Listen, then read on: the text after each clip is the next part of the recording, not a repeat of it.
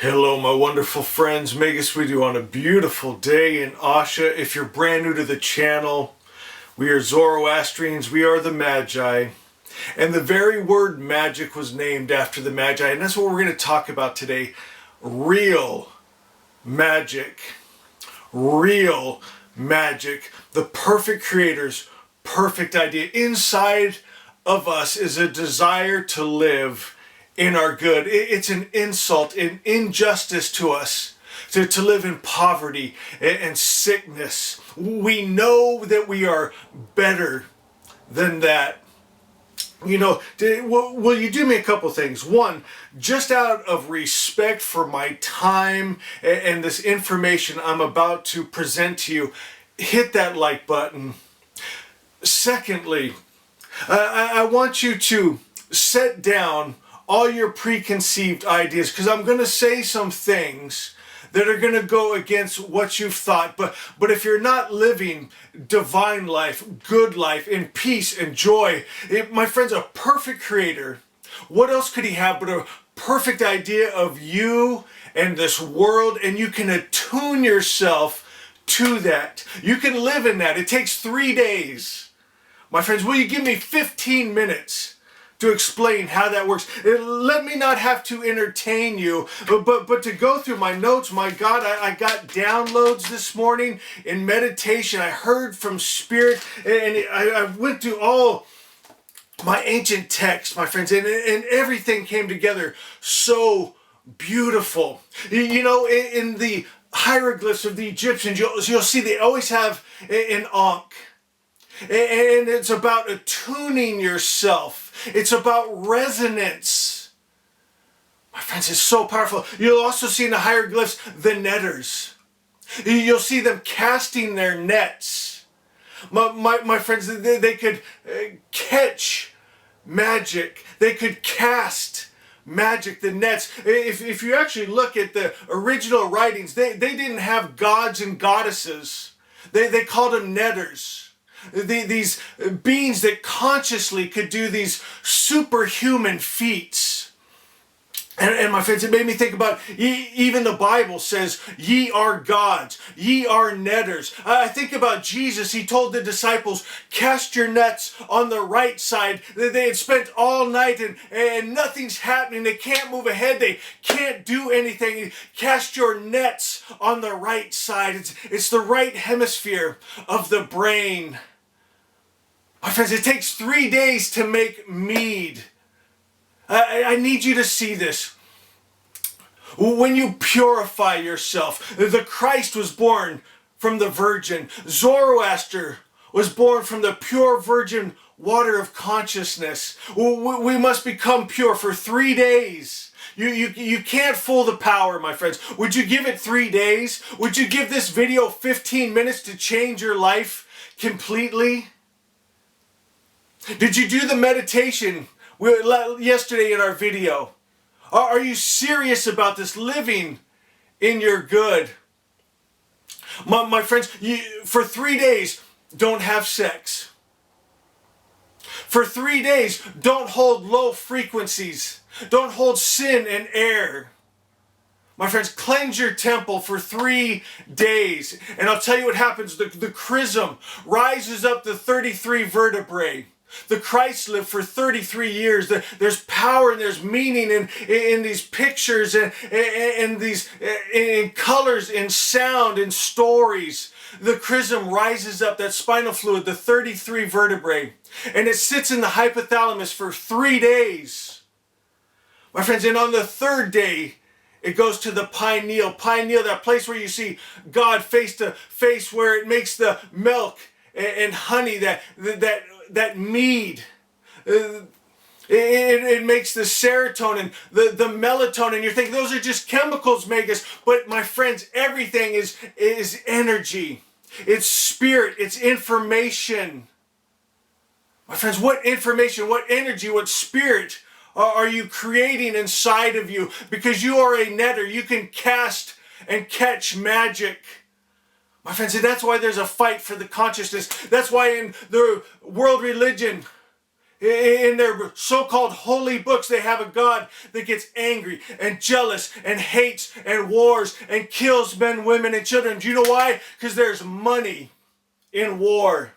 There's power in fear. You better fear your God. You better fear your priest. You better fear your government. Do what you're told. If they tell you to put your child on the front line and be cannon fodder, you do it, and they'll be heroes. If not, they'll be cowards. My friends, people know inside of them, I'm better than that. I am a netter. I am a God. And I'll tell you what, my friends, the first time I truly understood this, I've shared this story, but I don't know how deep I've gone with it. Hear me. It was that time my friend was walking to work. You know the story, but listen behind this. And she was almost abducted. Carload had been pulled up, said, grab her. They went to grab her. She called out on the name of the Lord, and she said they froze like statues. At that exact ssame moment, I looked at the clock because I heard God speak to me so clearly, and he said to pray. My friends, and I'm thinking, why do I have to pray? If God's telling me, why doesn't he just take care of it? Why is he telling me? My friends, and then I started to think about that. And then I started to think about the voice I heard. It was my voice coming from inside of me. It wasn't a big booming guy in the sky. It was my voice inside of me, but it was knowing, and it was powerful. It was my Fravashi, that true voice, that God inside of me. I come from good spirit. I'm made of good spirit, that force that we call God. I am it. I'm a part of it. My friends, they told me to pray.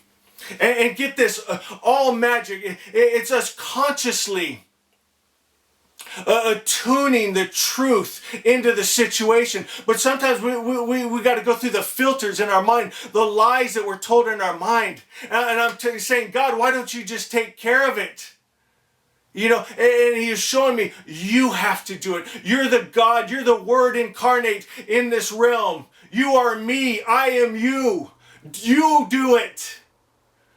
My friends, think about it. If you break your arm, do you jump in the car and run to the church to have the pastor pray for it?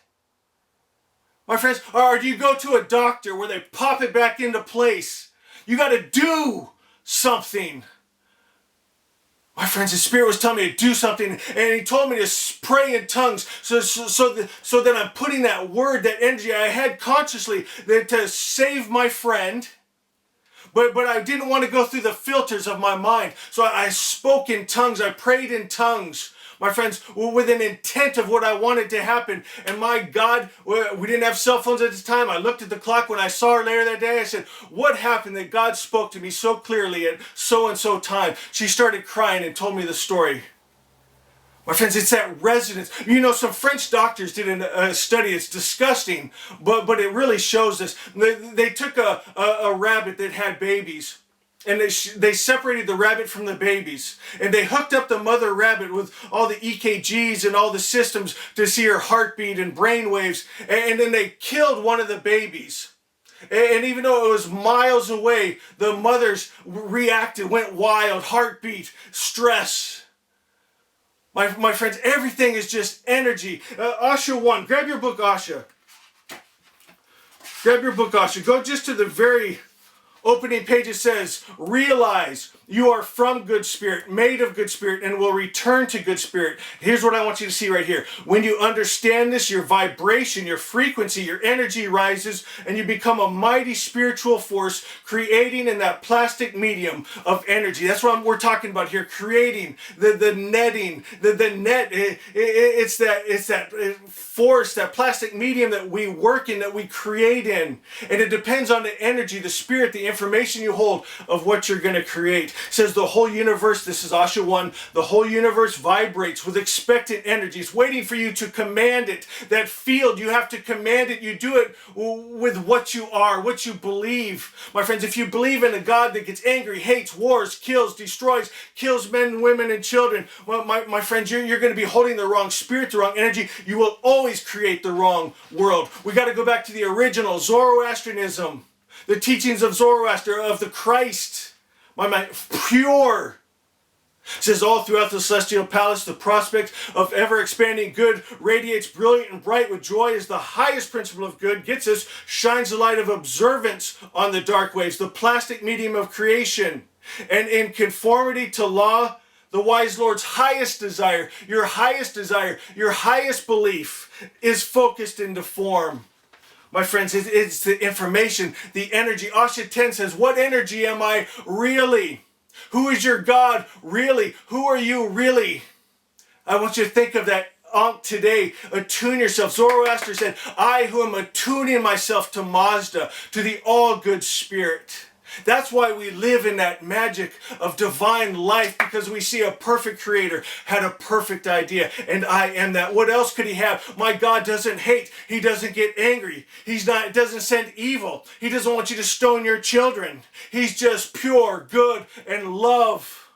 My friends, and when the whole world makes that their base, the foundation, and they build up from that, my friends, it's going to be a beautiful evolution. The way it's meant to be. And as we hold that truth, the lie will be exposed for what it is, and it will go away. When we hold that light, the darkness will flee before us. My friends, Asha is. Ye are gods, you are netters. My friends, you have that power. Let yourself become pure in mind. Pure consciousness will make a pure, beautiful world. Ashavan, truth, knower, hold it, be it, the perfect creator's perfect idea. Asha is.